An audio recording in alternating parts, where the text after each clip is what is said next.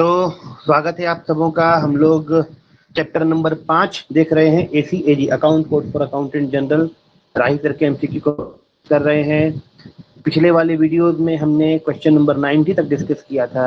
इस वाले वीडियो में हम क्वेश्चन नंबर 91 से स्टार्ट करने जा रहे हैं। तो मैं पहले बता दूं कि जो फैक्चुअल क्वेश्चंस हैं हम लोग उस पर जाएंगे जरूर, पर उस पर डिस्कशन नहीं करेंगे, फटाफट आंसर देंगे और आगे बढ़ेंगे। हाँ, हम अधिक से अधिक ये लिख सकते हैं कि वो कौन से पारा में है, ठीक है। तो मैं केवल सही आंसर के साथ साथ बुक में कौन से आर्टिकल में उसका जिक्र किया गया है वहाँ मैं आपको इंडिकेट कर सकता हूँ, that will I to hear. Otherwise जो डिस्कशन के लायक होगा केवल हम उसको डिस्कस करेंगे।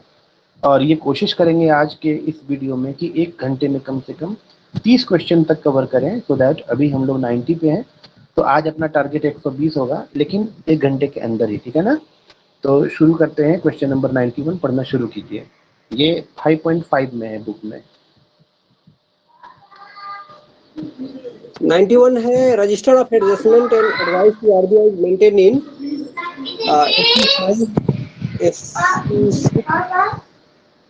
SC3 C4। हाँ हेलो, 91 क्वेश्चन नंबर रजिस्टर। देखिए लव कुमार की अभी भी आपकी साउंड अच्छी नहीं आ रही है, कोई दूसरा पढ़िए, कोई और पढ़िए फटाफट। सर मैं पढ़ रहा हूँ। Question number 91, register of adjustment and advices to RBI is maintained in AC5, AC6, AC3, AC4। नहीं, पूरा सभी चारों ऑप्शन नहीं पढ़ने हैं, केवल सही ऑप्शन पढ़ना है। चारों ऑप्शन पढ़ने में टाइम जाएगा, ठीक है। सही ऑप्शन बताइए। ओके सर, AC3 होगा सर एडजस्टमेंट के लिए, और एडवाइसेस के लिए AC4 होगा। बिल्कुल सही है। क्वेश्चन नंबर 92 पढ़िए। Register of adjustment and advices to RBI is maintained in 3 parts. बिल्कुल सही, तो बिल्कुल सही है। 93 पढ़िए। Pick the correct one regarding register of adjustment and advices to RBI. A. Consolidation transaction involving adjustment between the center and state governments through the bank in part 1. तो इसमें part 1 जो है सही है, ठीक है। ओके, ए ऑप्शन सही है, राइट। तो अपन इसमें डिस्कशन कर सकते हैं कि बी, सी और डी क्यों गलत है। तो डी तो ऑल ऑफ द अबव, इसलिए वो गलत है। बी और सी गलत है, तो क्या गलती है बी और सी में? सर वहाँ सर वहाँ पर पार्ट 3 नहीं होगा, वहाँ पार्ट 2 होगा बी वाला में। सी वाला में पार्ट 2 होगा। नहीं सर, बी वाला में पार्ट 2 होगा और सी वाला में पार्ट 3 होगा। बिल्कुल उल्टा लिखा हुआ है। The net total of debit and credit worked out in this part should be taken at the end of each prescribed period and taken, हाँ ठीक है, as taken are taken to part 2 होगा ना, और part 2 of the register, जी sir, है ना। तो ये बिल्कुल सही है। यहाँ पे हो जाएगा part 2, ये वाला गलत है। और यहाँ पे हो जाएगा the unadjusted balance of previous month under the head adjusting account between the center and state as worked out in part 3। part 3 में adjusting account between center and state का वर्क होता है। हाँ, और उसको फिर पार्ट 2 में खींच के लाएंगे, यही ना। हाँ सर, ये सर बिल्कुल सही। तो ये वाला जो है आर्टिकल 5.6 में लिखा हुआ है। जो भी बुक देख रहे हैं वो देखिएगा, register of adjustment and advices के बारे में लिखा हुआ है। तो मैं आप लोगों को बता दूं कि ये जो पार्ट 2 है ना, यही आगे कैरी फॉरवर्ड होता है बैलेंसेस के लिए, ठीक है। डिटेल बुक से इसी की टैली कराते हैं। ये आपको अगले MCQ में मिल जाएगा। क्वेश्चन नंबर 94 पढ़िए। Adjustment between center and state governments which are initiated by the AG with the bank without passing on the transaction initially through the head should be entered in part 2 of the register of, अभी जब आपने बताया sir part 2 में इसको लेकर के आते हैं, part 2 of the register of adjustment and advices to RBI। तो क्वेश्चन में दिया गया है पार्ट 2। हाँ सर, वहाँ इन पार्ट 2 नहीं होगा, वो कट कर दे रहे। should be enter also be entered। Option number B है, गलत बना दिया गया है ना, है ना। हाँ सर, हाँ, इसका सही आंसर जो होगा ऑप्शन बी और पार्ट 2 ही होगा, राइट। Yes sir. और टैली करेगा sir with detail book AC21 से। हाँ, ये लिखा हुआ है आपके 5.6 के ही पारा नंबर 3 में, है ना। ठीक है। हाँ, 3rd पैराग्राफ में लिखा हुआ है 5.6 3rd पैराग्राफ, ठीक है। चलिए अगला 95 पढ़िए। Advice for CS RBI should be prepared in AC4 on the basis of information available in Part 2 of the Register of Adjustment and Advices to RBI. इसका मतलब हम लोग को AC3 समझ में के आ रहा है कि इस रजिस्टर का सबसे इम्पोर्टेंट सेक्शन पार्ट 2 है, और पार्ट 2 में जो आपका आता है उसको बैलेंसेस कहते हैं, अनएडजस्टेड बैलेंसेस। ठीक है जी सर जी। और इसी अनएडजस्टेड बैलेंसेस के अकॉर्डिंगली हम लोग बाकी सारे एडवाइसेस भेजते हैं आरबीआई को, है ना। और ये जो रजिस्टर मेंटेन किया जाता है ये एजी ऑफिस में मेंटेन किया जाता है। It should be very very clear, AG office ही यहाँ से एडवाइस भेजती है। क्योंकि हम लोग अभी आरबीआई एडवाइस प्रोसीजर पढ़ रहे हैं, तो जिस भी तरह का सेटलमेंट होगा सबसे पहले हम उसको अपने AC3 में एंट्री करेंगे। और AC3 के 3 पार्ट होते हैं, उसमें पार्ट 1 की एंट्री और पार्ट 3 की एंट्री को पार्ट 2 में कंसोलिडेट किया जाता है। और पार्ट 2 जो अनएडजस्टेड बैलेंस होता है उसी को हम लोग पार्ट AC4 में भर करके एंट्री करके एडवाइस भेजते हैं आरबीआई को। क्लियर है? बिल्कुल सर। सर और सर ये वाला अनएडजस्टेड भी, बैलेंस जो है, हाँ ये वाला भी Unadjusted- 5.6 में ही है ना। yes sir, unadjusted हाँ। balance of AC3 in part 2, AC27 और AC28 जो लेजर है, डेप्ट एंड रिमिटेंस, डेप्ट डिपॉजिट एंड सस्पेंस रिमिटेंस, ये से मैच करता है। बिल्कुल सही है ना। अब हम लोग पॉइंट नंबर 96 क्वेश्चन 96 देखेंगे। State whether true or false. State whether true or false. The credits and debits worked out in part 3 of the Register of Adjustment and Advices to RBI in a month should be agreed for receipt and disbursement under the head with the state detail book, जो कि AC21 है। ये true है sir. अभी तो हम लोगों ने देखा ये भी 5.6 का लास्ट पैराग्राफ ही है। ठीक है, ये ट्रू होगा। Yes, sir. और ये 5.6 में ही है ना। ये एकदम क्लियर लाइन है, सिंपल लाइन है।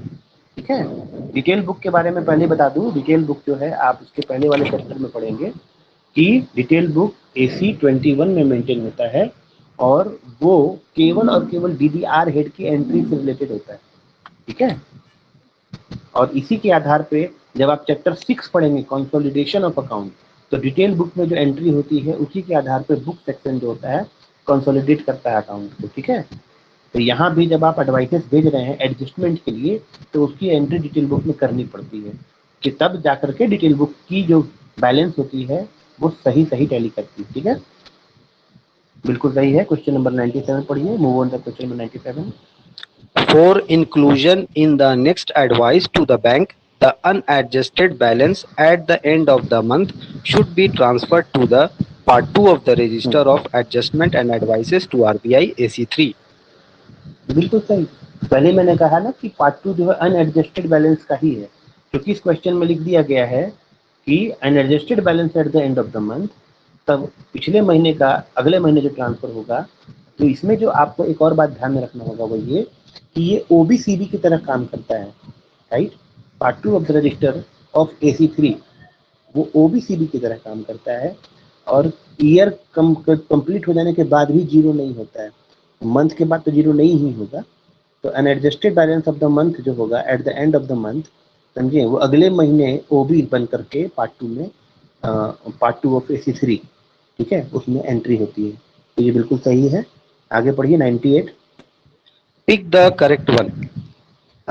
Part 3 of the Register of Adjustment and Advices to RBI at the discretion of AG be posted direct from the state detail book. Part 1. Number B. बिल्कुल सही। In such case, the unadjusted balance at the end of the month worked out in the register should be agreed with the state ledger AC27 and AC28. Number C. The total of ये जो है credit- ना, हाँ, ये जो है आपको 5.6 के नीचे जो नोट है वहां लिखा हुआ है। ठीक है, Number ठीक है C, ना? the total, yes sir, the total of बढ़िए, credit and debit appearing under the head adjusting account between central and state government appearing in the state section of account of an AG should agree respectively with the total debit and credit under the same head in the central section of account. D है all of the कीजिए, हम above. लोगों ने पहले देखा था, हाँ, हम लोगों ने पहले प्रीवियस क्वेश्चंस में देखा था कि जब हम लोग वहां पर एंट्री करते हैं और एजी के द्वारा भेजा जाता है आरबीआई को, तो स्टेट सेक्शन और सेंट्रल सेक्शन ऑफ अकाउंट दो जगह पे उसकी काउंटर एंट्री हम लोग कर रहे थे। याद आ रहा है आप लोगों को? इससे पहले के क्वेश्चंस में भी हम लोगों ने इसको देखा था, है ना। और ये भी देखा था कि जब वहाँ से एडवाइस को अप्रूवल मिल जाता है तब हम लोग उसकी कॉन्ट्रा एंट्री करते हैं। यहाँ पे जो लिखा हुआ है क्वेश्चन नंबर 98 में, वो लिखा है कि the part 3 of the register of adjustment and advices to RBI में at the description of the AG be posted direct from state detail book. ठीक है, इसका मतलब क्या हुआ कि आपको पार्ट 3 जो है अमूमन इसकी पोस्टिंग की जाती है, पार्ट 3 की जो इसकी पोस्टिंग की जाती है, एक मिनट रुकिएगा जरा। पार्ट 3 इसका जो लास्ट पारा है 5.6 का, उसमें देखेंगे part 3 of the register should bring together the credit and debit under the head adjusting account between central state government without to account from all sources in the state account and abstract of several section of the office। इसका मतलब part 3 जो है उसकी posting की जाती है, तो all sources से जो डाटा होते हैं स्टेट अकाउंट के, ऑल सोर्सेस क्या क्या है, कोई मुझे बतलाएगा? हम लोग पढ़ रहे हैं 5.6 का थर्ड पैराग्राफ, तो उसमें all sources of state government account है, ये स्टेट अकाउंट है। कोई मुझे बतलाएगा कि ऑल सोर्सेस क्या है? हेलो, ट्रेजरी हाँ फॉरेस्ट बिल्कुल, पीडब्ल्यूडी और कॉमर्शियल वाला जो बताया था मिल्क वाला। कॉमर्शियल वाला 4 है, बिल्कुल सही बात है। तो हम लोग क्या करते हैं कि रजिस्टर जो होता है उसका पार्ट 3 में all sources of state account and abstract of several section of the office, माने अपने एजी ऑफिस के दूसरे जितने भी सेक्शन होते हैं उसके एब्स्ट्रैक्ट उसकी पोस्टिंग की जाती है। लेकिन अगर एजी साहब चाहें और एंट्री कम हो, छोटी मोटी एंट्री हो, तो उसके जो नोट 1 में लिखा है वही आपके क्वेश्चन नंबर 98 का ऑप्शन नंबर ए है। और नोट 1 क्या लिखता है कि पार्ट 3 ऑफ द रजिस्टर में at the description of AG be posted direct from state detail book, मतलब all sources of account and abstract of section से लेने की जरूरत नहीं है। समझ गए बात? जी सर। हेलो, है ना? लेकिन इसी नोट 1 में आगे लिखा हुआ है कि part 1 and part 2 of state detail book से दिया जा सकता है direct. In that case the unadjusted balance at the end of the month worked out in the register should be agreed with state ledger IC 27 and 28। अगर ऐसा हुआ कि direct state detail book से ले लिया गया तो उसके बाद में उसकी टैली कहीं से ना कहीं से तो करानी होगी। तो भैया आपके पास में दो फॉर्म्स हैं, AC 27 और AC 28। जब आप बुक को पीछे पलट करके देखेंगे, और जो यूट्यूब पे मेरा वीडियो देख रहे हैं, I request them to please turn off their pages and at the ends of the book the forms are given here, and the form number AC 27 and 28 is 27 is ledger for debt and remittance paid close to balance, और 28 है ledger for debt loan deposit suspense and remittances paid close to balance। तो ये दोनों chapter 8 में आपको दिए हुए हैं। लेकिन यहाँ पे आपको क्लियर मीनिंग है कि अगर आपने जो इसके 5.6 के थर्ड पैराग्राफ में लिखा था पार्ट 3 की पोस्टिंग का तरीका, उसको अगर एजी साहब स्किप करवाते हैं तो आपकी, यानी कि हमारी ये रिस्पॉन्सिबिलिटी है कि स्टेट लेजर में जो एंट्री की गई है उससे हम उसको वर्कड आउट करें, टैली कराएं। ठीक है, तो ये हो गया 98 का option number A. Option number B पढ़िए। वो तो लिखा है, वही लिखा हुआ है, बिल्कुल सही। तो दोनों ही बात लिख दी गई है। ऑप्शन नंबर सी क्या है? ऑप्शन नंबर सी पढ़िए। The total of credit and debit appearing under the head adjusting account between center and state government appearing in the state section of account of AG should agree respectively with the total debit and credit under the same head in the central section of the account। ऊपर में पहले credit और debit लिखा हुआ था, नीचे कि state section में अगर क्रेडिट है तो सेंट्रल सेक्शन में डेबिट होगा, और स्टेट सेक्शन में डेबिट है तो सेंट्रल सेक्शन में क्रेडिट होगा। और ये कहाँ लिखा हुआ है? 5.6 के नोट 2 में। तो जो ऑप्शन सी है ये भी सही है, 5.6 के नोट 2 में लिखा हुआ है। जो चेक करना चाहें बुक पलट करके चेक कर सकते हैं। तो ये तीनों का तीनों ऑप्शन सही है, इसलिए चौथा option all of the above इसमें होगा। क्वेश्चन नंबर 99 पढ़िए। Move to the question number 99। Number 99. The advices of adjustment in Form AC4 relating to a financial year issued to the bank should be numbered serially for each month। बिल्कुल सही। और ये लिखा हुआ note 3 में, ठीक है। तो ये हर एक महीने इसमें नंबर किया जाएगा। जो आपने एडवाइस किया है आरबीआई को, आपको पहले से पता कि आप रजिस्टर मेंटेन करते हैं AC3 में, AC3 के पार्ट 2, क्योंकि 3 पार्ट में होता है AC3, उसके पार्ट 2 में जो अनएडजस्टेड बैलेंस है उसके अकॉर्डिंग AC4 बनाते हैं एडवाइस, और AC4 भेज देते हैं RBI को। उस AC4 के आधार पे जो एडजस्टमेंट होता है रिलेटिंग टू फाइनेंशियल ईयर, ठीक है, उसको सीरियल नंबर चढ़ाया जाता है हर एक महीने, वो लिखा हुआ है नोट 3 में। ये 5.6 नोट 3 में जाएगा। कहाँ जाएगा? 5.6 and 3, ठीक है, जी सर। कहाँ जाएगा? नोट 3। सर ये अनएडजस्टेड बैलेंस पार्ट 2 में जाएगा ना सर? हाँ, अनएडजस्टेड बैलेंस पार्ट 2 में जाएगा, पर उसका जो आप नंबर डालते हैं, आप जो भी एडवाइस AC4 में RBI को भेजेंगे वो यूं ही नहीं भेजेंगे, उसमें कुछ नंबर डाल के भेजा जाता है, उसको मंथली भेजा जाता है, सीरियली नंबर डालेंगे। हाँ हाँ, ठीक है ना। चलिए क्वेश्चन नंबर 100 पढ़िए। Clearance memo. Clearance memo is prepared in AC5 CS RBI. ना, तो ये आपका पीछे में लिखा हुआ है क्लियरेंस मेमो के बारे में। क्लियरेंस मेमो 5.7 में भी लिखा हुआ है। क्वेश्चन नंबर 100 डैट क्वेश्चन है 5.7 से, ठीक है। 101 पढ़िए, कोई प्रॉब्लम नहीं है, इसमें कुछ भी नहीं है। फिर से कहानी रिपीट कर देते हैं। AC3 में रजिस्टर है, रजिस्टर में एंट्री करके, और फिर रजिस्टर के पार्ट 2 में एंट्री करके AC4 में RBI को भेजा, RBI ने वहां से क्लियरेंस मेमो भेजा, समझ गए, और वो AC5 में भेजा। क्लियरेंस मेमो कुछ और नहीं है, आपका वाला जो एडवाइस है उसको एक्सेप्ट कर दिया गया, एक्सेप्ट करके क्लियरेंस कर दिया गया है, तो आपको क्लियरेंस मेमो भेज दिया गया, उसमें अलग से कुछ है नहीं। 101 पढ़िए, very very important. On receipt of the clearance memo AC5 from CS RBI regarding adjustment made for the advice rendered by AG, A. Debit credit to 8675 in the state section of account per contra credit debit to adjusting account, and credit debit to 8675 in the central section of account and per contra debit credit to adjusting account. ठीक है, बिल्कुल सही। ये जो adjusting account है ना, हो सकता है इसको देख करके आप लोग को कुछ कंफ्यूजन हो रहा होगा, ठीक है। ये एडजस्टिंग अकाउंट कुछ और नहीं है, जिस हेड में एडजस्ट करना है। मान लीजिए कि PWD का पैसा है तो 2059 में होगा तो उसको एडजस्टिंग अकाउंट कहेंगे, रोड का पैसा होगा तो 3054 में होगा, डेबिट होगा तो 3054 होगा, क्रेडिट होगा तो 1054 होगा, ठीक है। इसीलिए इसमें दिया गया है एडजस्टिंग अकाउंट का मतलब है वो अपना जो हेड जिसमें आपको एडजस्ट करना है, लेकिन उसके चूंकि आप RBI के साथ सेटलमेंट कर रहे हैं और ये RBI एडवाइस प्रोसीजर है, इस वजह से इसमें 8675 को आपको एंट्री देनी होगी, और स्टेट सेक्शन ऑफ अकाउंट बिल्कुल सही दिया गया है, ठीक है। क्योंकि आपको पहले से पता है कि अभी आप जो पढ़ रहे हैं वो सेंट्रल और स्टेट के बीच का सेटलमेंट पढ़ रहे हैं, तो अभी जो आप क्वेश्चन बना रहे हैं central state settlement through RBI advice procedure, इसीलिए स्टेट सेक्शन ऑफ अकाउंट में अगर आप डेबिट क्रेडिट देते हैं तो उसका कॉन्ट्रा डेबिट क्रेडिट देना पड़ता है, क्रेडिट डेबिट देना पड़ता है एडजस्टिंग अकाउंट में, और अगर वही वाइस वर्सा अगर आप उसको करते हैं तो वो भी देना पड़ता है। ये आपके 5.7 के पहले पैराग्राफ में ही लिखा हुआ है, ठीक है, तो इसमें से कोई डाउट नहीं होना चाहिए। आगे B और C देख लेते हैं कि किस तरीके से गलत है।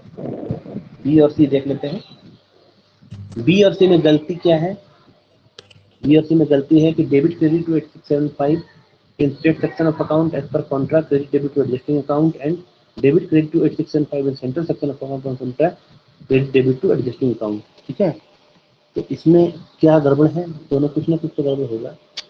डेबिट क्रेडिट, क्रेडिट डेबिट, अच्छा हम समझ गए।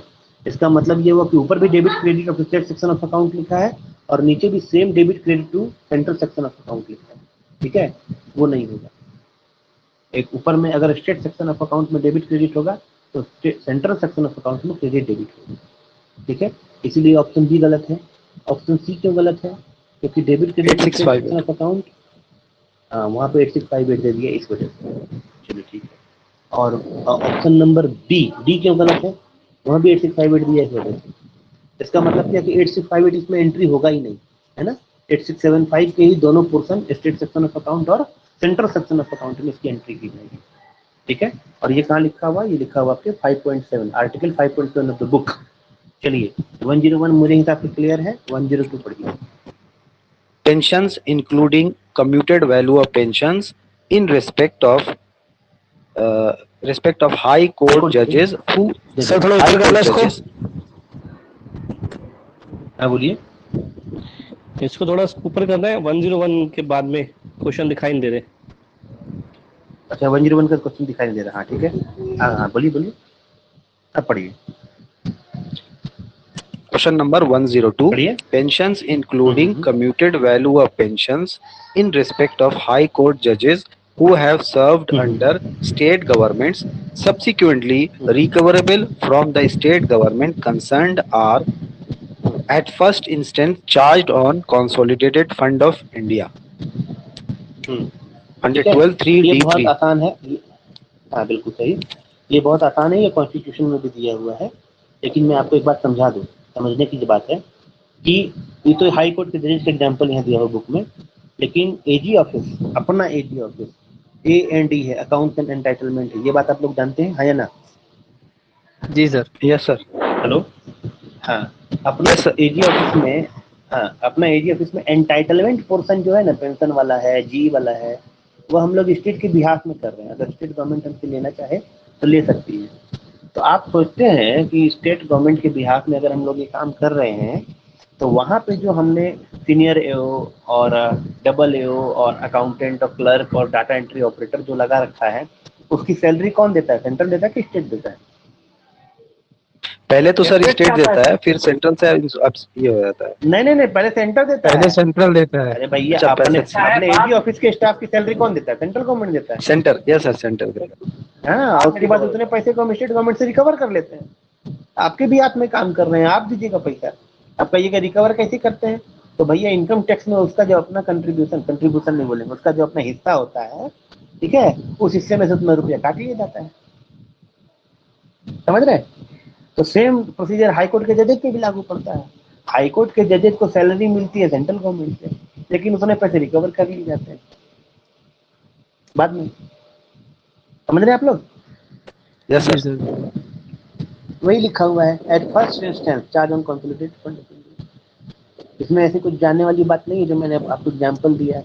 अच्छा, ऐसा केवल एजी और हाई कोर्ट के साथ नहीं होता है, और भी दूसरे डिपार्टमेंट जो कि स्टेट के लिए काम करते हैं। देखिए, हम लोग हाई कोर्ट जो होता है वो झारखंड हाई कोर्ट कहलाता है, इनके सब स्टेट झारखंड, ठीक है। AG office Jharkhand AG office कहलाता है, और income tax Jharkhand income tax नहीं कहलाता। इनकम टैक्स का स्टाफ को मत समझ लीजिएगा, ठीक है। लेकिन जो कॉन्स्टिट्यूशनल बॉडी है ना, जो उसके बिहाफ में काम करता है, स्टेट गवर्नमेंट के बिहाफ में, वहाँ ये रूल लागू पड़ता है, ठीक है। चलिए, now we are moving to the question number 103। Please read.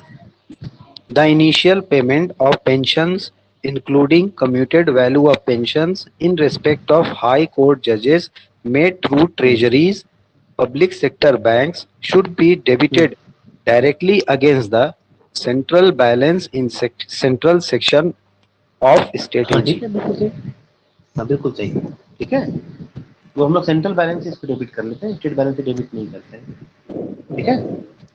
और ये कहाँ लिखा हुआ है? सेंट्रल बैलेंस इन सेंट्रल, ये आपको लिखा हुआ हाई कोर्ट जजेस वाला 5.8 के चौथे पांचवें लाइन में होगा। इसको आप लोग देख पा रहे हैं? Hello, initial Yes, payment sir. Of such pensions made through treasury. अगर ये नहीं नहीं, सर, ये आर्टिकल सेंट्रल बैलेंस क्या है, सर? 5.8 में नीचे लिखा हुआ। हाँ सर ये सेंट्रल हाँ, बैलेंस हेलो। क्या है? सेंट्रल बैलेंस क्या है? Hello, yes sir. Central balance के बारे में। हाँ मैं आपको बताता हूँ। जैसे आपको याद है कि पार्ट 2 ऑफ रजिस्टर देखा था आपने? Hello, yes sir. अरे भैया AC3 की बात हो रही है, AC3 का पार्ट 2 देखा ना आपने, यस सर। Yes sir. है कि नहीं? तो उसमें क्या होता है ना कि एक सेंट्रल सेक्शन ऑफ अकाउंट होता है, एक स्टेट सेक्शन ऑफ अकाउंट होता है, और दोनों में टैली करवाई जाती है, ठीक है। टैली करा लेने के बाद में अगर मान लीजिए कि सेंट्रल सेक्शन ऑफ अकाउंट में फेवरेबल बैलेंस होगा तो सेंट्रल बैलेंस कहेंगे, और अगर स्टेट सेक्शन ऑफ अकाउंट में फेवरेबल बैलेंस होगा तो स्टेट सेक्शन कहेंगे, स्टेट बैलेंस, सॉरी। मतलब सेंट्रल बैलेंस और स्टेट बैलेंस और कहीं नहीं आता है, समझे, उसी में होता है बैलेंस किसके फेवर में जा रहा है। इसको हम लोगों ने डिस्कस किया है ऑलरेडी, आपके वीडियोस में है, ठीक है। लेकिन ये यही है, आप सोचिए ना, बैलेंस और क्या होगा। बैलेंस का मतलब है, आप जैसे डेबिट बैलेंस और क्रेडिट बैलेंस समझते हैं ना, हेलो, यस सर। उसी तरह ये सेंट्रल बैंक का डेबिट जाता है सेंट्रल हाँ सेक्शन का बैलेंस है। हाँ हाँ, सेंट्रल सेक्शन का बैलेंस है, बिल्कुल सही। ठीक है, तो ओके। अब हम लोग क्वेश्चन नंबर, हाँ, अब हम लोग One- क्वेश्चन नंबर जाएंगे 104. 104 में। हाँ पढ़िए, 104 पढ़िए। Such pensions are shown as expenditure charged on the Consolidated Fund of India in terms of hmm, Article 112 3D3 of the hmm, Constitution under the head hmm. 2071 with the minor head 106. ये तो हर जगह कहीं भी pension का कोई भी खर्चा होता है 2071 में ही जाता है। जिनके जिनके पास में पुरानी किताब है 266 लिखा हो तो काट लीजिएगा भैया। पुराने वाले में गलत लिखा है सर, 266 दे दिया है। हाँ नहीं, गलत नहीं लिखा है, यही आपको मैं बता देता हूँ, वो गलत नहीं लिखा है। दरअसल जब ये किताब लिखी गई तब मेजर हेड 3 डिजिट का ही था, हाँ तो पेंशन वाला समझे? 266 रहा होगा उसमें। हाँ उसमें 266 था, तब मेजर हेड 3 डिजिट का था। और एमएसएम था, मेजर हेड, सब मेजर हेड, माइनर हेड। और एसडीओ में ओ नहीं था, सब हेड था, डिटेल हेड था, ऑब्जेक्ट हेड नहीं था, समझ गए? चलिए, Yes, sir. अब मेजर हेड बढ़ा दिया गया, 4 डिजिट कर दिया गया, और डिटेल हेड को ऐड कर दिया गया। अब तो कई राज्यों में सब हेड भी जोड़ दिया गया। हालांकि राज्यों को इस बात की छूट दी गई है, क्योंकि एमएसएम ऊपर के लेवल पे 3 डिजिट जो होते हैं, उसमें राज्य किसी तरह का बदलाव नहीं कर सकते हैं। उसको हमने सीपीडब्ल्यूए के चैप्टर 5 वाले वीडियो में डिटेल किया हुआ, आप लोग को वहाँ जाकर देख सकते हैं। ठीक है ना? तो हम लोग नेक्स्ट क्वेश्चन पढ़ेंगे, क्वेश्चन नंबर 105 पढ़िए। Pick the correct one. A. The actual recovery from state government on account of initial pensions to judges of High Court should be affected by operating upon the head adjusting account between center and state government and making adjustment with the state governments through the cash settlement. Number B. नहीं, advice। Where the pensions are paid initially through a public sector bank or state treasury located outside the jurisdiction of the state, the recovery of pensions from the concerned state will be affected by the AG of the state in whose central sections the charge initially stand debited by operating interstate suspense account 8793. बिल्कुल सही। ठीक है, तो यहाँ पे पहला point जो है वो है आपका एडवाइस के माध्यम से इसकी एडजस्टमेंट की जाती है। और ये कहाँ लिखा हुआ है? 5.8 में तो लिखा ही हुआ है, 5.1 में भी लिखा हुआ है, समझे? 5.1 में आपको एग्जाम्पल दिए गए हैं कि कौन सा एडवाइस के माध्यम से किया जाएगा। अगर किसी के पास बुक है तो प्लीज एक बार 5.1 पढ़िए और उसका पॉइंट नंबर सी पढ़िए। 5.1 का 2 और 2 का point number C. The special case of pension including commuted value in respect of retired high court judges paid through state treasury or public sector bank which are under certain constitution provisional required to be charged on consolidated fund। हाँ हाँ बंद कर दो, consolidated fund of India pending recovery of equivalent amount from the state concerned। ठीक है, और उसी के बारे में लिखा हुआ आर्टिकल 5.8 में डिटेल प्रोसीजर दिया गया है। ठीक है ना? दिखाई पड़ा आपको? जी सर दिख गया। हेलो, देखा ना? देख लिया। तो इसीलिए ठीक है। पहला ऑप्शन जो गलत है वो क्या है? क्या सेटलमेंट लिख दिया है, इसलिए गलत है ना? अब पॉइंट नंबर बी जो सही है, अब इसे सही कहते हैं, ये हम पढ़ देते हैं। Whether pension are paid initially through a public sector bank और स्टेट ट्रेजरी। आपको ये पता है कि पेंशन पब्लिक सेक्टर बैंक के माध्यम से भी पे किया जा सकता है और स्टेट के ट्रेजरी के माध्यम से पे किया जा सकता है, but located outside the jurisdiction of the state. यहाँ ये मतलब इंपॉर्टेंट है, यानी कि आप झारखंड में पेंशन लेना चाह रहे थे और अब आप बिहार चले गए और वहां से आपने पेंशन ले लिया, समझे? अगर ऐसा किया है तो अब इंटर स्टेट एडजस्टमेंट का मामला बन जाता है, समझे? इंटर स्टेट एडजस्टमेंट का मामला नहीं बनता है, क्योंकि आपको पहले ऑथराइज कर दिया गया था कि आप कहीं पे, मान लीजिए केरल में हाई कोर्ट जज थे, ठीक है, और आपने कहा था कि हम झारखंड से पेंशन लेंगे, लीजिए कोई बात नहीं, कोई प्रॉब्लम नहीं है। लेकिन अब आपने झारखंड से बाहर पेंशन ले लिया, तो ये किसका मामला बन गया? इंटर स्टेट का। ठीक है, the recovery of the pension from the concern state, उससे रिकवरी की जाएगी, will be affected by the AG of the state in whose central section the charge initially stand debited by operating interstate suspense account 8793। पहले 8793 जो है वो suspense account उसको debit कर दिया जाएगा, ठीक है। उसके बाद जब रिकवरी का क्लियरेंस मेमो आवेगा तब जा करके हम वहां से ऑपरेशन करेंगे। ये मामला समझ में आ गया आप लोगों को? 105। Yes, sir. हेलो, मतलब ये सेंट्रल चलिए सेक्शन को 106 डेबिट पढ़िए। करेंगे सर ना? हाँ सेंट्रल सेक्शन को डेबिट क्या बोले? करेंगे उसके बाद इसको क्लियर। ना ना ना ना ना, सेंट्रल सेक्शन को डेबिट नहीं करेंगे, ठीक है। लिखा हो क्या, देखिए, concern state will be affected by the AG of the state in whose central section. तो क्या सेंट्रल सेक्शन में, माने जिसके सेंट्रल सेक्शन में ये एजी वाला, देखिए 2 एजी हो गए ना आपके, तो एक एजी जहां पे आपको इनिशियली सेंट्रल सेक्शन के माध्यम से ये पेंशन मिलना था, लेकिन अब आपने उस एजी में जहां ये सेंट्रल सेक्शन के माध्यम से पेंशन मिलना था, वहां से पेंशन न लेकर के झारखंड की बजाय बिहार से पेंशन लिया। समझ रहे हैं? The charge initially stand debited bye operating inter state suspense. तो इंटर स्टेट सस्पेंस 8793 का सेंट्रल सेक्शन नहीं है वो, समझ रहे हैं? इजी का ही है ना। 8793 का, हाँ वो अलग है, ठीक है ना। यहाँ पे ये था कि आप चूंकि हाईकोर्ट के जज थे, तो आपको सेंट्रल सेक्शन ऑफ अकाउंट से पैसा मिलना था, और वो एडजस्टमेंट सेंटर और स्टेट के बीच में होना था। लेकिन अब आपने क्या किया कि अपने वाले स्टेट को छोड़कर दूसरे स्टेट में पेंशन लिया, तो उस जगह पे आपको एजी जो है वो इंटर स्टेट सस्पेंस मान करके 8793 में इसको इनिशियली डेबिट करेगी, ठीक है? जी सर। है ना? सर। तो ये वाला भी जो था वो 5.8 में था, 105 5.8 में ही था ये वाला। चलिए 106 पढ़िए, 5.9 में ही है।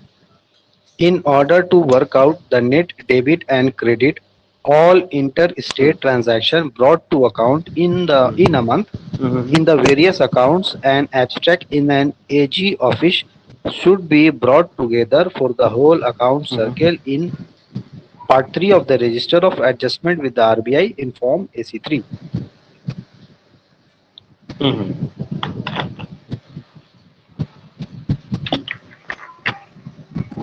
आर्टिकल 5.9 में साफ साफ लिखा हुआ है, इसमें कहीं झंझट करने की जरूरत नहीं है, इसमें कोई डिस्कशन वाला भी पॉइंट नहीं है, ठीक है। एसी के पार्ट 3 में लिया जाएगा इसको। In order to work out the net debit and credit all interstate transaction brought to account. Interstate transaction जो होता है उसका नेट डेबिट एंड क्रेडिट होता है in a month in the various accounts and extract in an AG office should be brought together for the whole account circle in part 3 of the register. ये आपके 5.9 में लिखा हुआ है, सीधा सीधा लाइन है ना। यहाँ पे क्या आपको ध्यान में रखना है? ध्यान रखना है इंटर स्टेट ट्रांजेक्शन का net debit and credit, cross नहीं, जो कि वर्कआउट कर लिया गया है। नहीं वर्कआउट नहीं किया गया, वर्कआउट किया जाना है, ठीक है। इसको पार्ट 3 में लिया जाएगा। चलिए 107 पढ़िए। 107. Pick the incorrect one. A. Advices to RBI for effecting adjustment for interstate suspense account is prepared in ठीक है। AC4. B. Copies of the advices supported by schedules, vouchers and other papers should be forwarded to the AG concerned to enable them to incorporate the transactions in their books. Number C. On receipt of clearance. पहले आपको सुनिए, सब option नहीं पढ़ने हैं आपको। Incorrect हुआ है तो पहले सही ऑप्शन पढ़िए ना। यही दो ऑप्शन सही है ऑप्शन सर। पढ़िए। नहीं, ऑप्शन सी है। ऑप्शन सी सर इनकरेक्ट है। On receipt of clearance memo AC5 from CAS, the AG who initiated the adjustment should clear the outstanding in his account by minus debit credit and 8793 and credit debit 8675. Sir वो minus debit credit नहीं होगा, पर Contra credit debit होगा और credit debit तो 8793 ही नहीं होना चाहिए। हाँ सर समझे? सर 8675 होना चाहिए। हाँ तो फिर 8675 ही होगा, 8793 ही नहीं होना चाहिए, ठीक है। यही गलती है। ये कहाँ लिखा हुआ? 5.9 के सेकंड पैराग्राफ में लिखा हुआ। भैया कैसे होगा 8793? जब इंटर स्टेट सस्पेंस होगा, इंटर स्टेट एडजस्टमेंट होगा तब ना 8793 आएगा। Yes sir. तो यहाँ तो इंटर स्टेट सस्पेंस है ही, रुकिएगा। नहीं इंटर स्टेट सस्पेंस नहीं है सर इसमें आएगा ना क्लियरेंस मेमो 85। हाँ नहीं है, जो देखिए है तो inter state clearance of inter state transaction, मैंने 5.9 जो है वही इंटर स्टेट है, ठीक है। तो हम लोग जो पढ़ रहे हैं वो इंटर स्टेट ट्रांजेक्शन के बारे में ही पढ़ रहे हैं, पर यकीन मानिए ये जो क्वेश्चन है ना, ये क्वेश्चन आपको कंफ्यूज करेगा। वजह, अगर आप इस क्वेश्चन को इंडिपेंडेंट देखेंगे तो आपको इसमें कहीं नजर नहीं आएगा कि option C inter state suspense के माध्यम इंटरस्टेट ट्रांजैक्शन के बारे में कह रहा है, दिख रहा है कहीं पे, देखिए जरा, क्योंकि क्लियरेंस मेमो तो आपको सेंट्रल और स्टेट के रिगार्डिंग भी मिलता है कि नहीं मिलता है? Yes sir. 107 जो है एज एन इंडिपेंडेंट क्वेश्चन गलत क्वेश्चन है। आप सीक्वेंस में पढ़ रहे हैं इसलिए इसको ले लिया गया है, otherwise as an independent question अगर आप नहीं लिखेंगे तो आपको पता ही नहीं चलेगा कि 8793 होना चाहिए या नहीं होना चाहिए। पर मान लीजिए है, राइट। अब क्या करना है? On receipt of clearance memo 85 from cast RBI Nagpur, the AG who initiated the adjustment should clear the outstanding in his account by minus debit credit to 8793 and credit debit to 8675। अच्छा, यहाँ पे क्या कर रहे हैं जानते हैं गलती क्या हो गया है? तो अगर माइनस डेबिट क्रेडिट कर रहे हैं ना तो प्लस डेबिट क्रेडिट होगा, समझे? ये जो फी है माइनस डेबिट क्रेडिट के अगेंस्ट में जो क्रेडिट डेबिट किया गया वही गलती है, माइनस डेबिट क्रेडिट के अगेंस्ट में डेबिट क्रेडिट नहीं होगा, माने माइनस DR के अगेंस्ट में प्लस DR और माइनस CR के अगेंस्ट में प्लस CR। ठीक है, ये इसका फंडामेंटल मिस्टेक है। 107 का सी सही है ना सर? क्या बोले? हेड सही है, डेबिट क्रेडिट में गलती है। मैं नीचे लिख देता हूँ, देख लीजिए आप लोग। ठीक है, ये देखिए, अगर कहीं माइनस डेबिट होगा ना, ठीक है, तो उसका एडजस्टमेंट प्लस डेबिट से होता है। ठीक है, और अगर कहीं माइनस क्रेडिट होगा तो उसका एडजस्टमेंट प्लस क्रेडिट से होता है। क्लियर है? Yes sir. जी सर। हेलो, चलिए यस सर। क्वेश्चन नंबर 100 हाँ बोलिए 8 108 108 पढ़िए, राइट। 108 स्टेट सर इसका एक्सप्लेनेशन कुछ बोलना चाहते बोल दीजिए। हाँ, माइनस डेबिट क्या बोले? 8658 दिया हुआ है सर इसका एक्सप्लेनेशन में 107 का। कहाँ पे? ना 8675 ही है, 8675 ही है। 5.9 का सेकंड पैराग्राफ में 8675 ही और वही होगा, लेकिन यहाँ डेबिट क्रेडिट का है लोचा। क्या बोलिए? 8793 की जगह पे दिया हुआ 8658। 8793 की जगह 86 नहीं भैया, इंटर स्टेट सस्पेंस 8793 ही होता है, 8658 होगा ही नहीं। अब पढ़िए ना 5.9 का सेकंड पैराग्राफ। अभी चूंकि ये घटा गया, अब हमको इसको बढ़िया से पढ़ना है। चलिए पढ़िए तो जरा 5.9 का सेकंड पैराग्राफ, कोई भी आदमी पढ़िए। चलिए, on receipt of intimation of adjustment from the bank in form 85 that is clearance memo, the accountant general who initiate the adjustment should clear the outstanding in his account under the head inter state suspense account that is 8793। Clear है?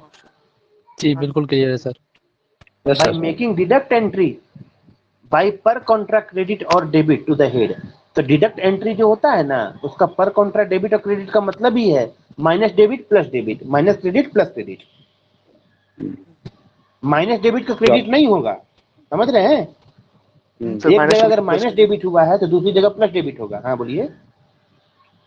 हाँ sir, वही minus debit का plus debit. Clear हुआ या नहीं तो बताइए, हाँ या ना? हाँ सर, हो गया। फिर लिखें, शुरू करें। हाँ सर। चलिए, आपकी आवाज कम आ रही है, हम लोग मूव करेंगे क्वेश्चन नंबर 108 पे। एक पार्ट पढ़िए। State whether true or false. When a copy of the same intimation is received by the other AG concerned, he should make an adjustment in the state section of his account under the head ठीक है। CAS RBI under the major head 8786 by per contract debit or credit to the head 8675 deposit with RBI। Sir यहाँ पर गलती जो है 8786 नहीं होगा, 8675 से होगा। हाँ बिल्कुल सही, ठीक है, ये बिल्कुल सही है। ठीक है, when a copy of the same intimation is received by the other AG concerned, it should make an adjustment in the state section of his account under the head CAS RBI under the major head 8675 है ना, by per contract credit debit to the head 8675 deposit with RBI। ठीक है, तो ये simple और माने इस क्या था, वो स्टेट सेक्शन ऑफ अकाउंट है या सेंट्रल सेक्शन ऑफ अकाउंट, दोनों में ऐसा एंट्री किया जाएगा। क्लियर? हेड भी तो सर गलत है ना, हेड भी तो गलत है। नहीं रुकिए ना, हम देख कर बताते हैं, पढ़ते हैं। ये 87 लगेगा ही नहीं ना, इंटर स्टेट है ना। रुकिए ना, हमको देखना चाहिए ना। 5.9 का सेकंड पैराग्राफ में लिखा हुआ है क्वेश्चन, मैंने बुक में बुक में लिखा हुआ, बुक पढ़ रहे हैं हम। When a copy of the same intimation is received by the other accountant general concerned, he should make an adjustment in the state section with account under the head Central Accounts Office RB Reserve Bank Suspense। तो reserve bank suspense जो है ना वो 88658 675 ना central accounts office reserve bank suspense हो गया 8786। Hello yes sir. Sir नहीं reserve नहीं बैंक आपको पता नहीं है सस्पेंस क्या रिजर्व? यस सर 8658 110 110 है 105 है 105 है सर। हाँ रिजर्व बैंक सस्पेंस 865 नहीं रुकिए काम करते हैं हम। आप लोगों में से सर ये 8786 तो सेंट्रल और स्टेट का है ना ट्रांजैक्शन का। अरे भैया रुकिए ना पहले 8658 में देखिए रिजर्व बैंक सस्पेंस है कि नहीं। ठीक है यस सर 110 में है। 110 में चेक किया आपने? कौन शेयर करना चाहेगा मुझे बताइए तो जरा फटाफट। वो list of major and minor head कौन शेयर करना चाहेगा? मैं उसको शेयर एक्सेस दे रहा हूँ, जल्दी बताइए कौन शेयर करना चाहेगा list of major and minor head? LK sir करिए। 110 है एलकेजी करेंगे? कर देता हूँ। List of major and minor share कीजिए, एलकेजी शेयर कीजिए फटाफट।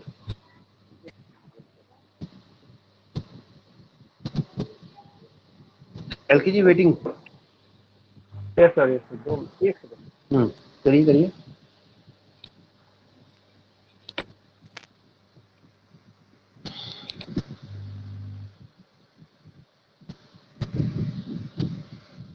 रिजर्व बैंक सस्पेंस 8658 में ही है 100%। हाँ वो हेड का सब लग रहा था। मैंने पीसी में भी देख लिया 110 है reserve bank suspense central account. अरे भैया तो एक बार शेयर तो कीजिए ताकि बाकी लोग देख सकें। ओपन हो गया सर। शेयर कर पाएंगे कि नहीं? हाँ बोलिए। हो जाएगा अगर जल्दी करना हो सर आप कर लीजिए, मेरा नया फोन है थोड़ा सा। अच्छा तो फिर छोड़ दिया, हटाइए। ठीक है एडिट कर जाते हैं।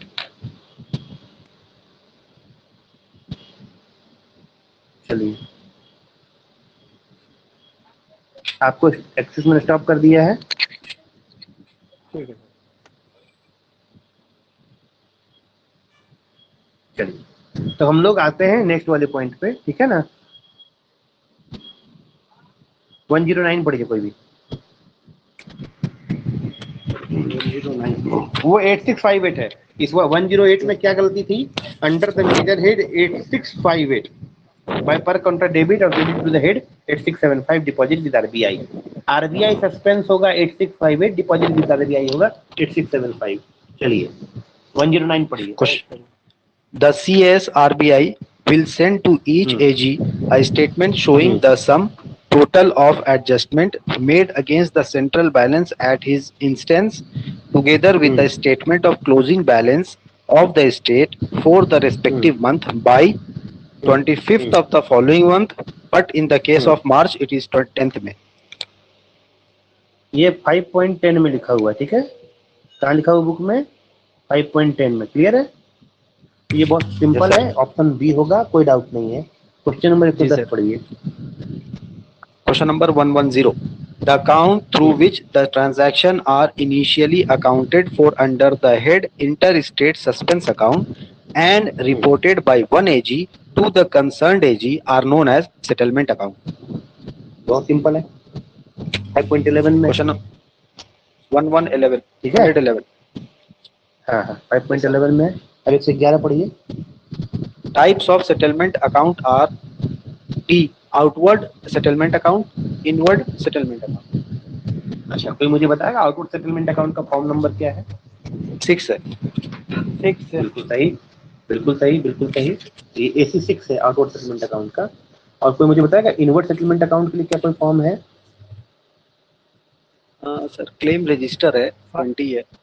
5 है ना बिल्कुल सही। इनवर्ड सेटलमेंट अकाउंट के लिए कोई फॉर्म नहीं दिया गया है। Yes, इनवर्ड sir, उसका क्लेम रजिस्टर रजिस्टर है। होता है हाँ 20 वो में। 20 में है। ठीक है पर वो क्लेम है, सेटलमेंट नहीं है। मैंने पहले बता दिया है कि जहां पर क्लेम आया है वो कैश के लिए है, तो AC 16, 17, 18, 19 और 20 वो क्लेम कैश सेटलमेंट का हिस्सा है, ठीक है। और 6 से लेकर के 15 तक कैशलेस का है, यानी कि RBI एडवाइस प्रोसीजर। इसमें इनवर्ट का कोई भी प्रिस्क्राइब फॉर्म नहीं दिया गया है। क्वेश्चन नंबर 111 ध्यान से पढ़िए। Outward and inward settlement account है, आउटवर्ड का AC 6 है और इनवर्ट का कोई भी फॉर्म नहीं दिया गया है। 112 पढ़िए। Where there are no transaction against a particular state during a month, a nil outward statement should invariably be dispatched to the AG or AO concerned. ये हम लोगों ने कल डिस्कस किया था, है ना। Yes, ये sir. 5.11 में है, ये 5.11 में ही है।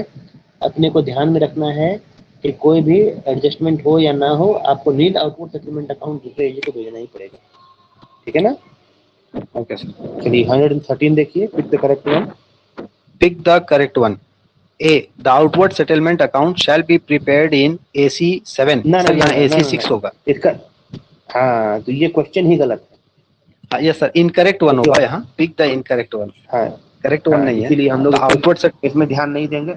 हाँ बिल्कुल सही।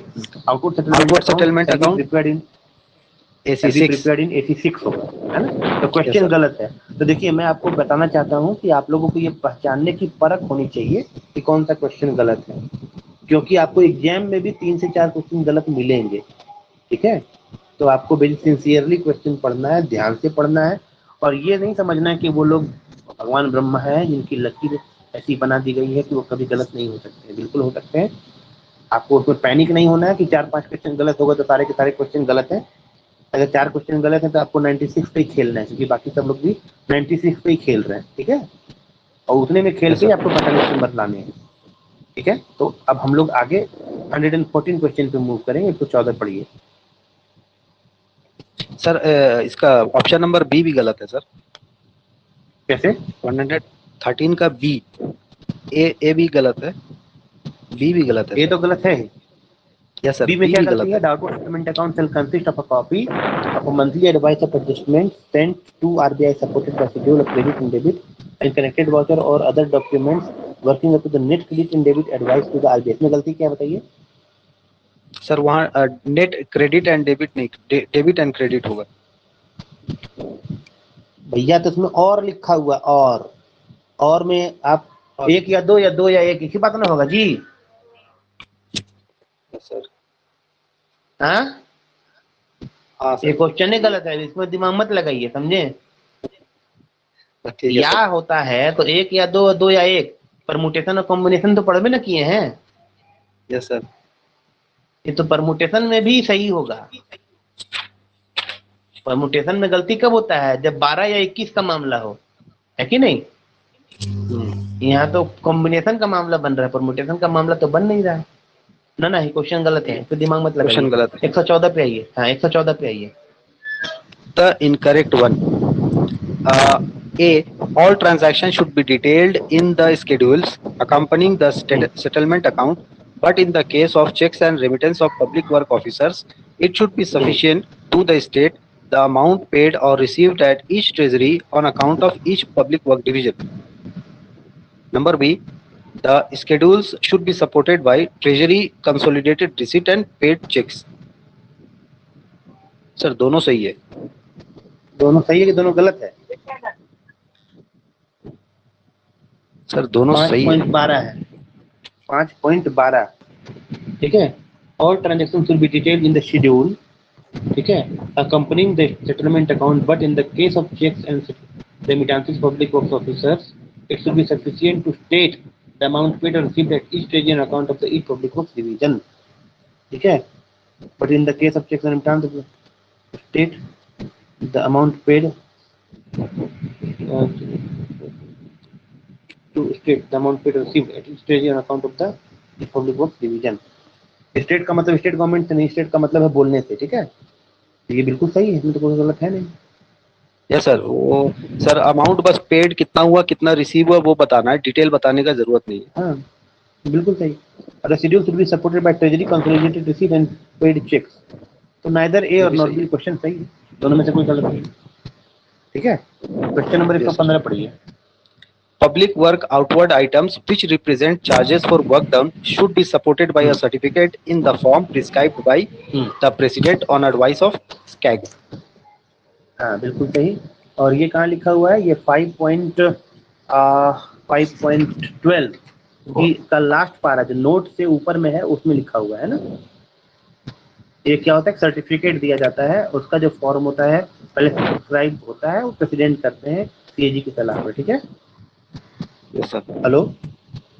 हाँ तो हम Yes, लोग sir. आज यहीं तक रुकेंगे, और कल हम लोग इसकी डिस्कशन डे में करेंगे, सुबह में, मतलब अर्ली इन द मॉर्निंग नहीं करेंगे 7:30 बजे। तो मैं टाइम थोड़ी देर में मैसेज डाल दूंगा। ठीक है, तो thank you for watching my this video. This is the second part of chapter 5 of MCQ, which we have moved to the question 115. It started from 91. Thank you for watching my videos. Thank you very much.